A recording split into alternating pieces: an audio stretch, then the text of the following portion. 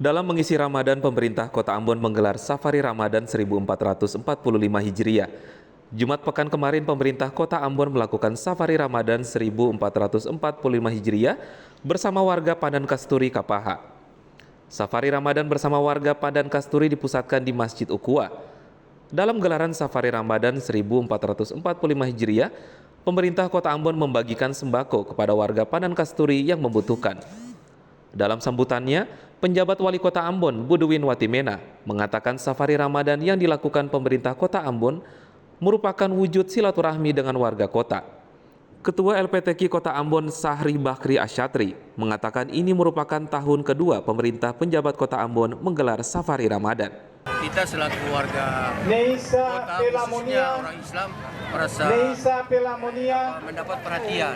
Terima kasih yang luar biasa atas perhatian yang pemerintah untuk memastikan bahwa persoalan-persoalan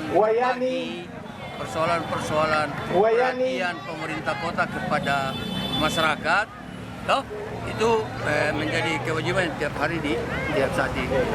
Kalau bisa ini terus dilakukan, dipertahankan, dan bukan hanya soal waktu-waktu bulan puasa ini, tapi lebih dari itu bisa kemudian kegiatan-kegiatan yang menimbulkan kesadaran masyarakat untuk saling bersayang, cinta, menjaga kebersihan dan sebagainya.